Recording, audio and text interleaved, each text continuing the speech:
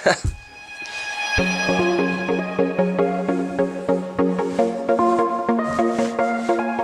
guys, so as promised I told you I would tell you about the NASM, and I recently just took it and successfully passed, so rock on, thank God. Pretty stressful exam, wasn't the easiest. Honestly, it was way more challenging than I had expected, but I did pass it. I'll give you some details about the test and what you need to know for the test, and I promise you that it's very fresh in my mind. I'm actually filming this a day after I took it.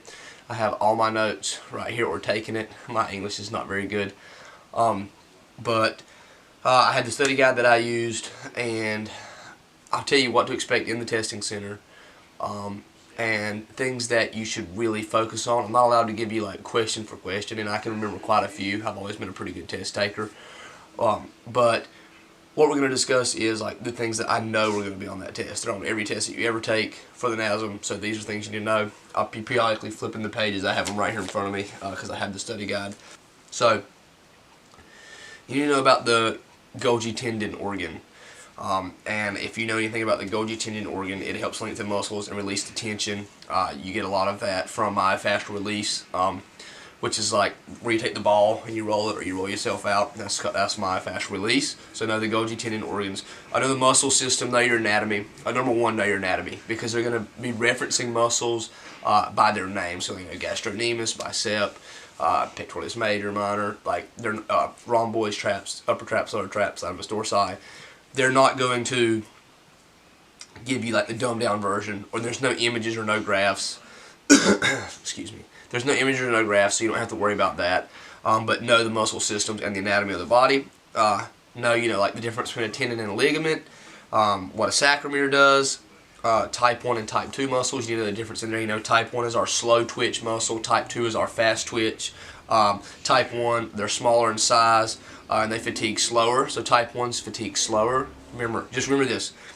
Being that it's a type 1, remember if you place first in a race, okay, and this is how you remember this stuff. This is how I remember the stuff. I relate it to stuff that I could think about during the test.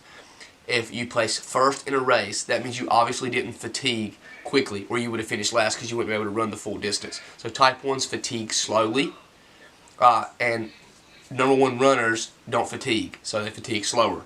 Type 2s fatigue very quickly, and they're larger, and they're quicker, and they have a little bit more strength. So type 2 people are like your bigger people in society that can't run as far, not trying to stereotype, but they fatigue quicker, but they have extreme strength.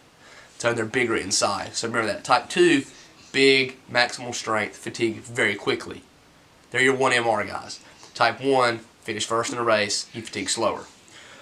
Know the skeletal system, because they're going to ask you different versions of the skeletal system. So the axial skeletal system, I can't even say the words anymore.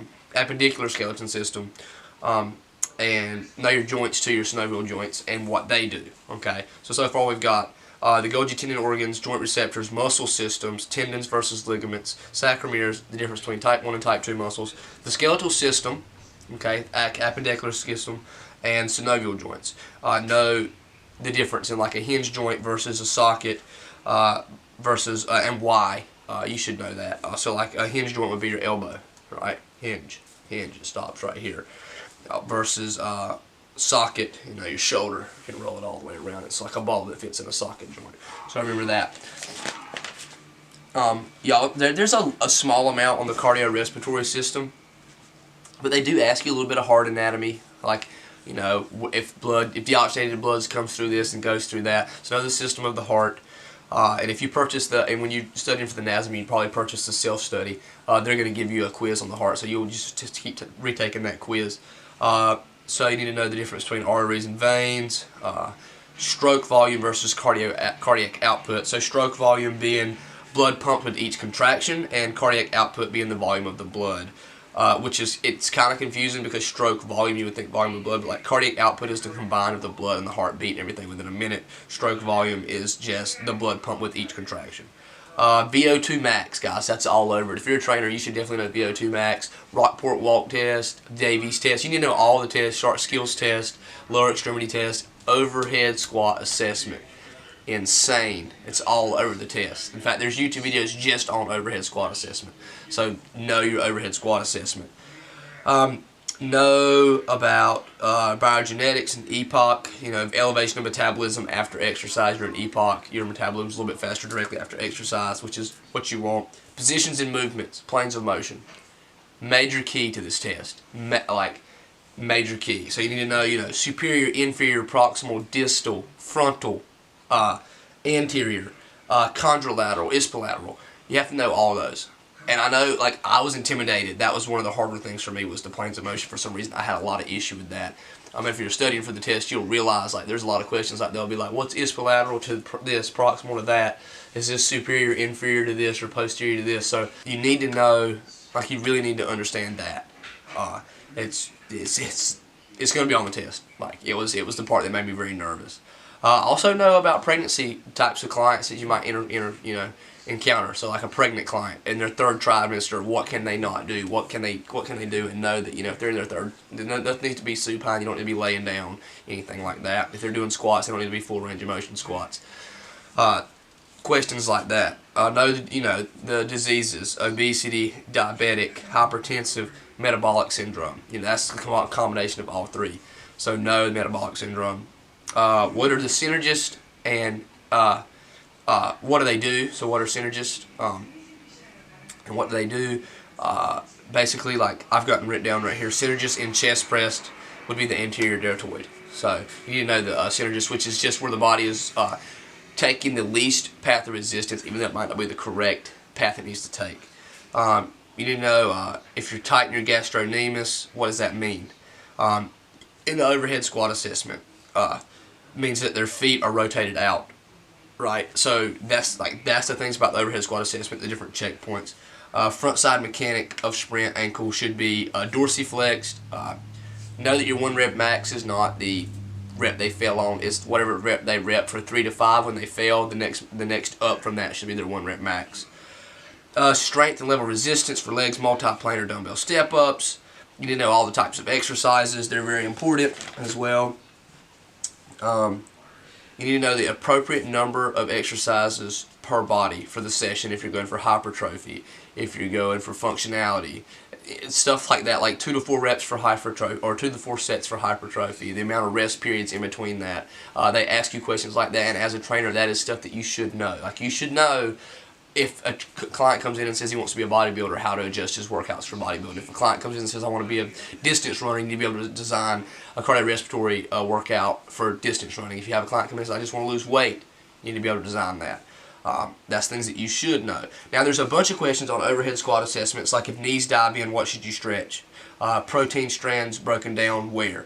Arms fall forward during overhead squat, what's underactive?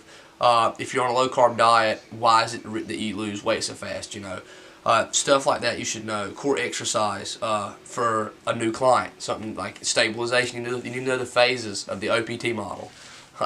Stage 1, stage 2, stage 3, stage 4, and stage 5. These are all things that you're going to have to know for the test. There's no getting around these at all. What I actually did was when I took the pre-test over and over and over, I would write down the questions that I got wrong. And as you can see, there's quite a few, and I'd been training for a year. But there's quite a few questions that you get wrong. Now, some of this stuff is applicable, and some of this stuff you may never use. But there's you're going to miss, I think I missed, over about 6 tests, I missed probably 60 questions. I wrote down all 60 questions and just kept studying those. What happens if this happens? What happens if that happens? What happens if this happens? So you're really going to need to dive into to the quizzes and tests that you get when you go on the nasm.org website and you purchase the stuff that you have to take the test. I took the self-study. Most people take 3 to 6 months to do this. I fast-tracked it. I grinded. I got it done in 1 month. Basically, I finished 22 chapters in 3 weeks. And then I took the test the next week. So, a whole month it took me to do the whole process. Now, things that you need to be aware of when you go to the testing center, you need to bring your CPR AED certified. If you don't bring that in, they're not going to let you take the test. You have to prove that you're CPR AED certified. Okay, so they're not going to let you in if you don't. Which I had taken in college and got that certification already. You need to bring in a valid ID. I brought in the paper saying where I was supposed to take the test and what time, just to make sure. I showed up about 30 minutes early. That's what you should do. I took mine at Coastal Carolina University. which was about 40 minutes from my actual home. And when you go in there, guys, they're going to make you take all your jewelry off, your watches, your hats. If anyone knows, I always wear a hat. I had to take my hat off. My hair was all messed up. They make you, show there's nothing in your socks, empty all your pockets. You put everything in a locker. It's very intimidating when you go in there, because they got 2 cameras right here and a camera right here and a camera right here to make sure you're not cheating. And that's if you take it at a testing center, which you're going to have to do. So it was very strict policy when you go in there to take the test.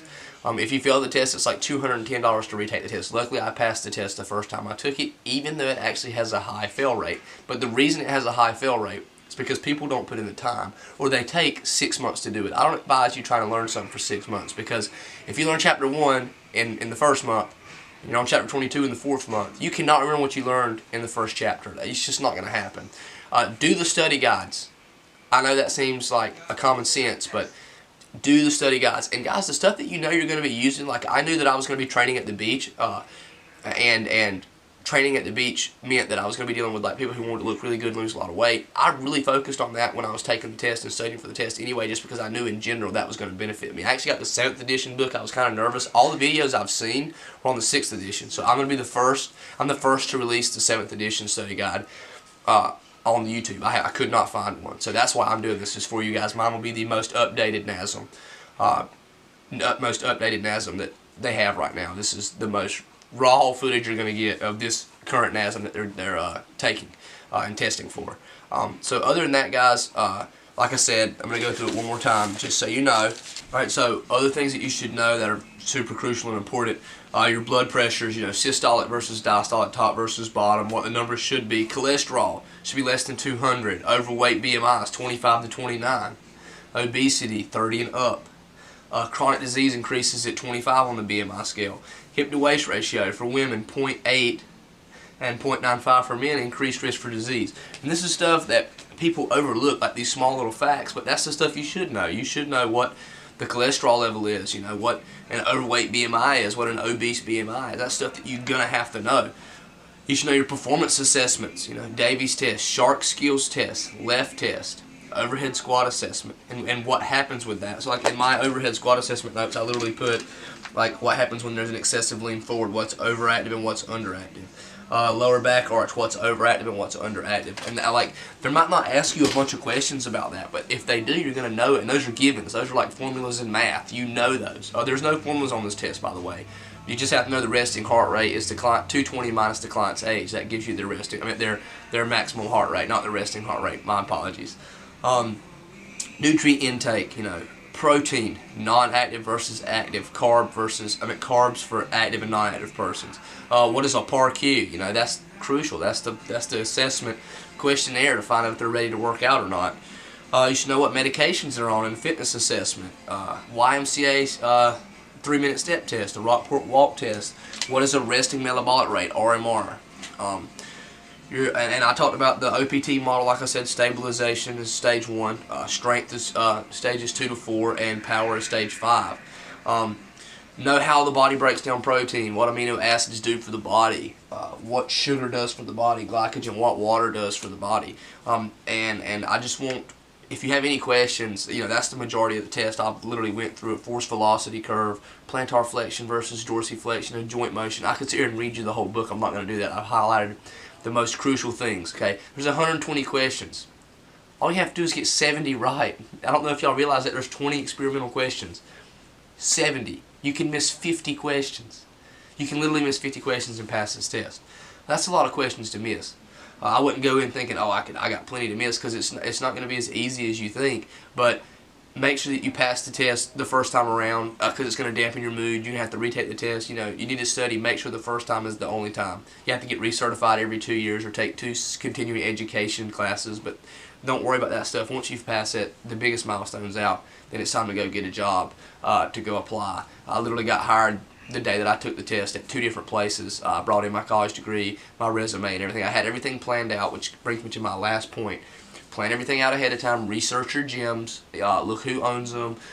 Look at the managers and come in on a first name basis. Don't look like you're trying to apply for a job, but like you're eager to work at a facility that you feel you could bring a profit to, or you could bring positive energy to. And that's what I did. And I got independent contracts with both, which is completely awesome. I set my own rate, and you just have to know how to negotiate. And I'll probably drop some videos on negotiation skills later and how to land job interviews and how to cold call companies and find out what they're offering. But I mean, literally, I walked in to 4 different places, got job offers at 4 different places, accepted 2 of the job offers at 2 different places. One I'm a fitness specialist at, and an independent contracted personal trainer with a business license. The other one, I am a fitness specialist and have personal training ability there as well. 2 different rates, but I negotiated them both, and I knew what numbers I were going to take, and I wasn't going to take any less than that. And then I explained to them why I wanted those numbers and what I was going to bring to their team. And that's stuff that you have to learn how to do, which we can talk about in a completely another video. This video is about NASM. I've highlighted the main key points. There'll be a little section at the end that tells you on this video. It's going to be like bullet list of kind of what to know and what you need to know. So I appreciate you watching, guys. If you found this information helpful, it really helps me when you hit the like and subscribe button, or if you share this video to your friends, show them, hey, this guy's got the best NASM review. It is the most up-to-date NASM review that is released, like I said, on YouTube so far. So you just got the best bang for your buck, guys. I wish you the best of luck on your test. I really do hope that you can pass it and join the team of NASM leaders that are completely taking the world by storm. It's a very intense test, but a very worth it test, in my opinion, for you to be able to help a client achieve what they should achieve. Guys, rock on. Sweet deal. Go check out some other videos. Here's a study guide. Later. Well, I didn't know the circus was a damn